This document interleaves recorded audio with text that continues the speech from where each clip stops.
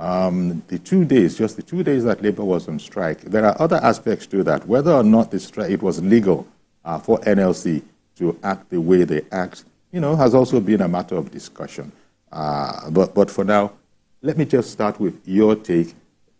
The federal government says 62,000. Labour says 250,000. The Nigeria Governors Forum has said that anything above 60,000 naira is not tenable and cannot work for it. What's your viewpoint on this? Thank you very much. And it's a very interesting situation that we're facing as a country at this particular point in time.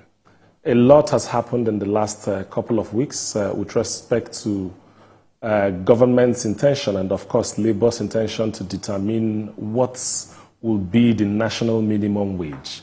The history of this is basically from the Nigerian Constitution, and Section 16(2)(b) of the Constitution of the Federal Republic of Nigeria has it that government must take responsibility for determining what the national minimum wage should be. In fact, it's that particular section of the Constitution talked about a reasonable minimum national living wage, and given the situation, the economic situation we have in Nigeria today, there's no gainsaying the fact that there's a need for us to adjust the minimum wage to reflect the challenges we have. And basically, when we talk about this minimum wage, it's basically the minimum, or what we refer to as, what is the take home for an ordinary Nigerian. Level 1, because within the labor ranks, they are stratified from level 1 to about level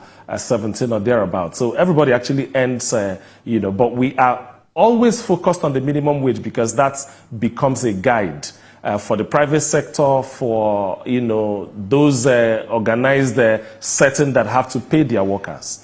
And there's no doubt about the fact that there's a need for us to have this reviewed. But again, there's a lot of focus as to what figure will that be. Historically, if I have to go back to 1999, we met minimum wage at I think 5,500 when Obasanjo took over. At the time, dollar exchange for about 95 naira per dollar. The next time it was reviewed was by President Goodluck Jonathan in 2011. And I think that was when it was adjusted from 5,500 to 18,000. And at that time, dollar also exchanged for about 156 or thereabouts. And the next it was changed was by President Buhari in 2019, moving it from 18,000 to 30,000. And now we have dollar at about 1,480. And of course, it is left to be seen what figure we end up with. Strikes generally are ways and means that the labor unions use to press home their demands. So that is normal in a democratic society like ours. But the thing is that we must always try to have a balancing act. What do I mean by that? You look at these issues from one side, and then you should also have the liberty to also come to the other side and look at it and see what is going on. Now, my sense is that there's a lot of focus as to what the federal government will do, But again, federal government is not standing alone. IP's figure shows us that about 720,000 civil servants at the federal level. Now, there are also civil servants at the state level, and there are also civil servants at the local government level. There are workers that are working in the organized private sector. There are also workers that are working in the unorganized private sector. And every Nigerian is actually waiting to see what this figure comes up with, because there has to be adjustment one way or the other. But here is the issue. Labor must also understand that the revenues of local government, state government, and federal government cannot all be used to pay workers' salaries. And I'll just take one example. In December 2023, Kano State, for example, earned from federal allocation about 13 billion naira for December 2023. Out of that, they are paying 30,000 naira minimum wage, and they have about 155,000 workers. What happened is that about 9 billion of that 13 billion was used to pay workers' salary in the month of December 2023. This is at 30,000. So if you were to be in the labor force in Kano State, for example, what you would want to do is to ask, if they adjust to 60,000 naira per month for the work, what is the implication? Are we going to find a situation where even the funding that is coming from the federal level will be insufficient to meet with that demand at that state? This is one state that I'm talking about. Now, let us not forget that even at 30,000 minimum wage, there are about 10 states in the federation out of the 36 plus FCT that are still unable to pay that amount. That's right. As we stand today. So while I agree with Labour that there's a need to have this adjustment in place, there also has to be a 360 degrees view as regards the sustainability. So we don't get government to commit to something that will not be sustainable. And that's where the state government also came in to say, listen, as at the last negotiation, they said they would not be able to do more than 57,000. So states have got 57,000, federal government have proposed 62,000, organized private sector has proposed 62,000, labor has come down to 250,000. Now, let's also not forget that there's always the inflation aspect that comes with minimum wage adjustments. Because inflation you can look at it from 2 points of view. You can look at it from, say, demand pool. You can also look at it from cost push perspective.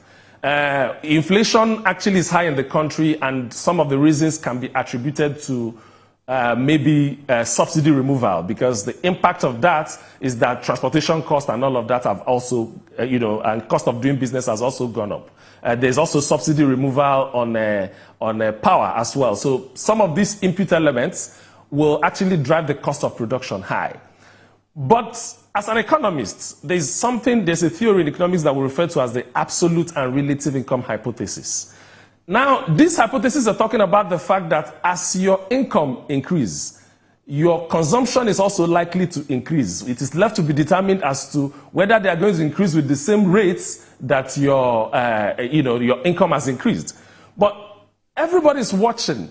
Whatever happens by way of the determination, the market forces will react, because I expect cost push inflation demand pull inflation, because what's going to happen is that once these salaries are adjusted, it's going to reflect in the lifestyle and the pattern of consumption of workers, and that in itself will also have its implication on the inflation rate in the country. So a lot of thinking will have to go into this. I can understand Labour's position. Remember where I'm coming from, because already what we are paying is no longer a living wage given the economic situation we have in the country. But is that just the solution we have?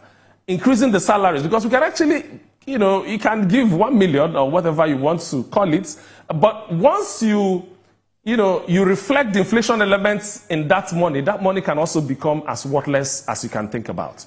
So I believe that while these negotiations are taking place, there's a need for Labour to go back and look at the state-by-state issues, economic issues that are existing in several states in the federation. I believe that federal governments can take their own position for federal workers. I believe that each state must also look at the peculiarities, that is obtainable in that state to determine what they can pay. I just use Kano State as an example. You can go on and on with the rest of the other states. A state that is unable to pay 30,000 minimum wage, can they truly pay 60,000 minimum wage? Or are we going to be back to the situation where we have with, if you like, call it ASU, for example? They keep saying agreement of 1999, agreement of 1997, agreement of 2000, government have been unable to meet it. Is it that government is unable to meet it, or is it that it's a situation where government have actually been, been coerced to entering into an agreement that they are unable to keep up to? So I think it's a balancing act. I think a lot of thinking needs to happen. It's not just about federal government will take their position. They've taken 62. And of course, the baton is now passed to the president. The president will have to pass an executive bill and forward to the National Assembly. And National Assembly will debate and then take a position on what should be the new national minimum wage. And once that happens, I believe that Labour will also look at it and decide whether they will accept or whether they will not accept. But what I'm saying is that there's a lot of issues, and I actually think that taking the issue just at federal level is a very myopic perspective. We need to look at it as to what is going on within the states. As a banker, for example, I worked in Abuja, and for example, when salaries are fixed for bankers, what you find is that there's something they call variation. That variation takes into account the cost of living in certain locations in the country, say Abuja, Lagos, and Port Harcourt, where rents are high, where the cost of living are high, and the people that are working in these locations tend to earn a little bit more than the rest. So I hear labor, there's a need, and I totally agree, but we need to balance it so that we can manage our inflation rates. We can also ensure that we push government to do other things that can help us address minimum wage. And what are those other things? If we address the issue of insecurity, because we are shouting that food inflation is at 40%, but the reason why food inflation is at 40% is not necessarily because of subsidy, and it's not necessarily subsidy removal, and it's also not necessarily because dollar, we have had a merger of the exchange rate. That's not the reason. Primarily, at the roots of food inflation is availability of the food. It's the fact that perhaps issues like